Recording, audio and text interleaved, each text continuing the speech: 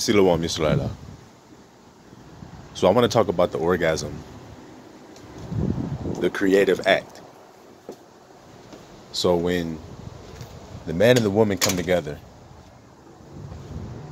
in sex, and the man has an orgasm, and he ejaculates into the woman, they produce a child. Simple nature. But what does it mean if the man ejaculates, or as we call it, busts a nut, and he releases that somewhere other than inside of a woman to create a child? What about that? What does that mean? What does that do? Does it defile the creative act? Do we think about these things when we do it? Do we think about this word fornication? Do we understand it? What it means to fornicate?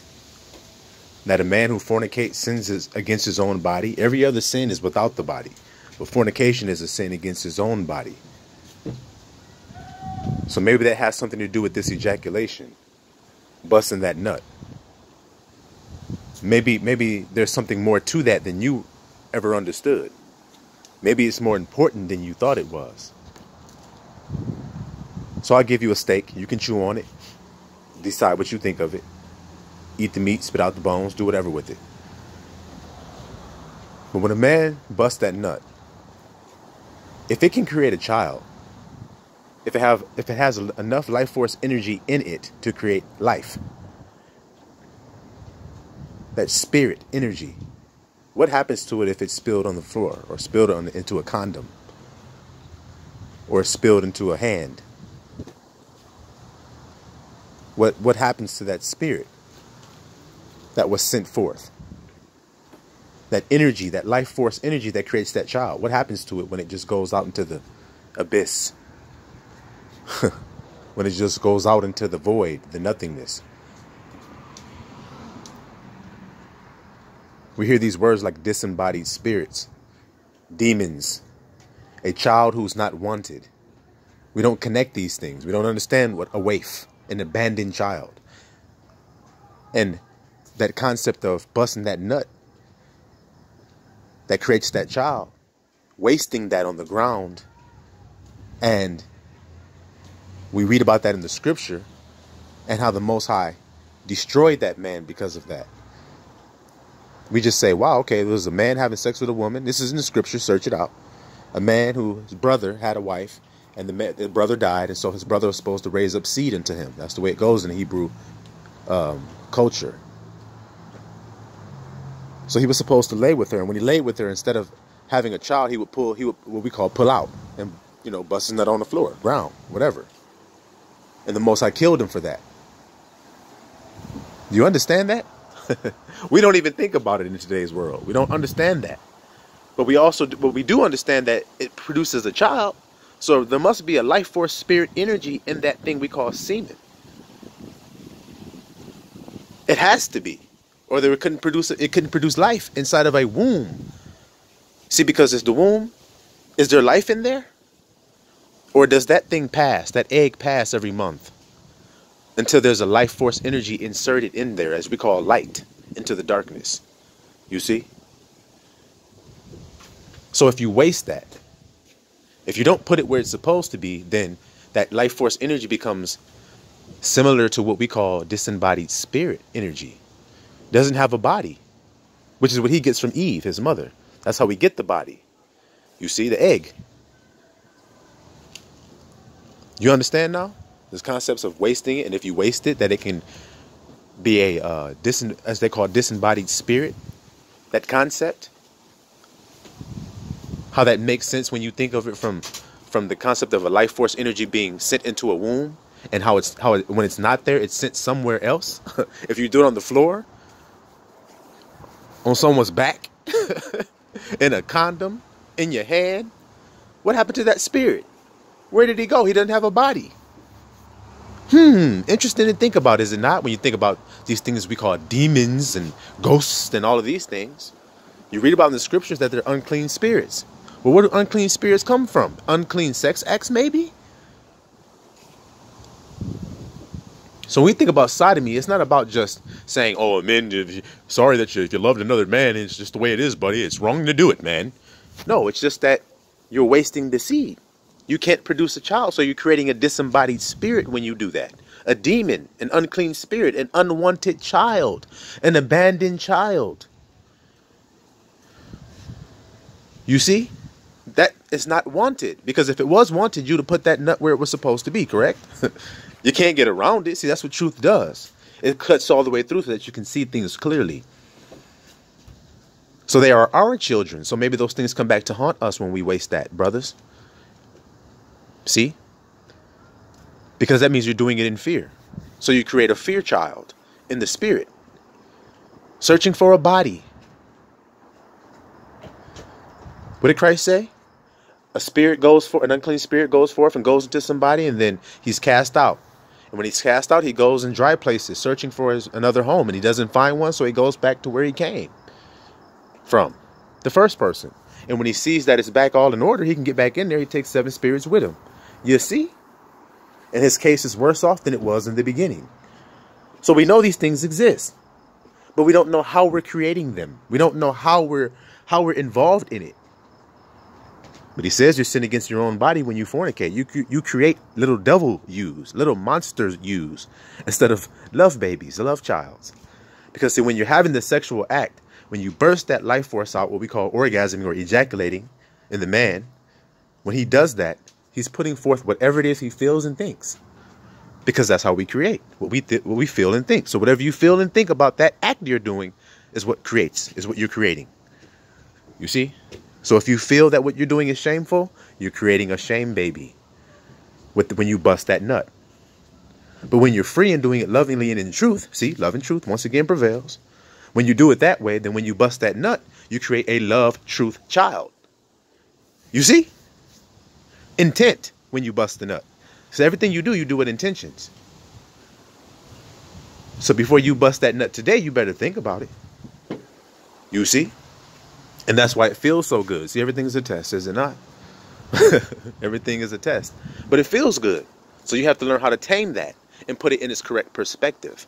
And that's why he says the marriage bed is undefiled. See, because when you do it in its truth and in the correct way, now you're giving life to each other, one another. You're putting it where it's supposed to be. And you're doing it without fear. You're not worried. So whatever it is that you do create is a love child. Even if it doesn't produce a physical child, you're still doing it with the intent of truth and love when you're doing it. You see? And that's just the way it is. That's just the way it goes. Because it's life force energy, and no one can deny this, that the life is in there. Because you're seeing the 3D manifestation of a physical baby out of nowhere. You can't even see it when it's happening. You understand what I'm saying? That's the miracle of it all. But we can't deny that semen, if you don't put that semen in there, that you won't have the baby. So there's something in that semen that's very important. You see? And see, we say thought and feeling create. Thought and feeling. Thought, the masculine principle, the penetrator, feeling, the result of the thought. See? The reaction to the thought. You put those, that's the feminine. So you put those together, you have male and female. You have creation. You see? So if you were thinking something very low vibrational when you busted that nut, then you can't deny that you created something then. See? Because you had an act, which was the ejaculation, and you felt a great feeling. So you created. Now, what did you create? That's the question. Are you doing it with the right intent or with the wrong intent? And the only way that you can do this in truth and love is for a man and a woman to come together in truth and love. Everybody else who does it any other way will be having some kind of defect in their thought and feeling about it. It's just, that's the way it is, the way Abba set it up. So that truth and love would prevail in the end. You see? And so there was a time when our thoughts and feelings took a while on that funnel. I told you, think about what I'm saying when I say a funnel. You look at a funnel at the top, it's spinning around really wide. It takes a long time to make that rotation around the funnel at the top. But as it gets down to the bottom, the rotations are very quick. That's what's going on with time, guys. So it's the same situation, but the loop is coming faster now. So as where it would have taken 10 years for that loop previous, then it went down to it would have taken 3 years for that loop. Then it would have taken a year for that loop. Then it would have taken 6 months for that loop. Then it would have taken 6 weeks for that loop. Now 6 days for that loop. Now a day. You see what I'm saying? And that's when time stands still. You see? And when that happens, then everybody who's living in truth and in love, or have oil in their lamps, are now in the correct vibration to be saved at that moment, because they're living in truth at that moment. That catches us at that moment unawares. Like a thief in the night that no man knows, but Abba Yah knows when that last grain of sand falls out. See, the bottom of that funnel. He knows. No one else knows that but him. And at that moment, if you're not found in truth and love, then you will be instantly destroyed. It's just the way it is. In the twinkling of an eye, we shall be changed.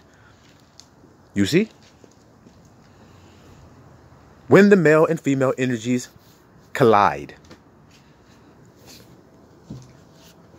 at that moment, things will be changed forever.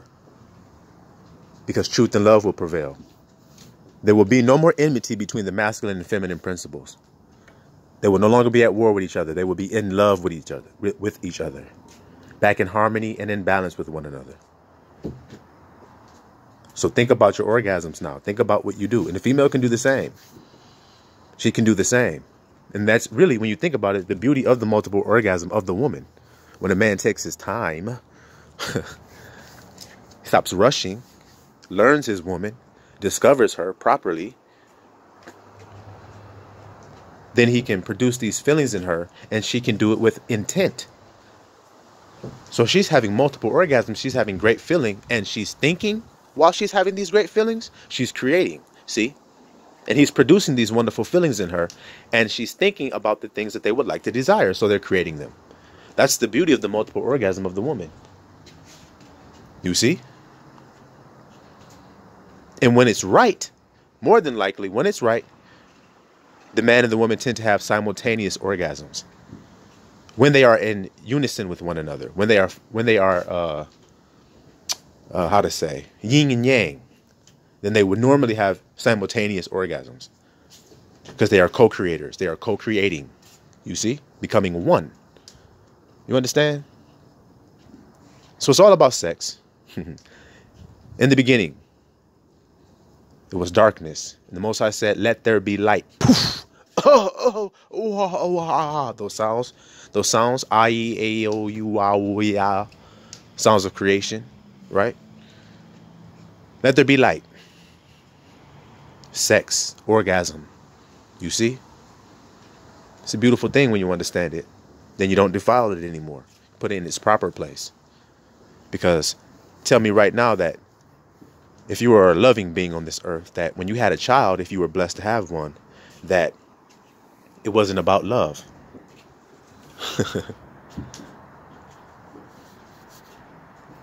You see? And that wasn't the greatest gift that you got.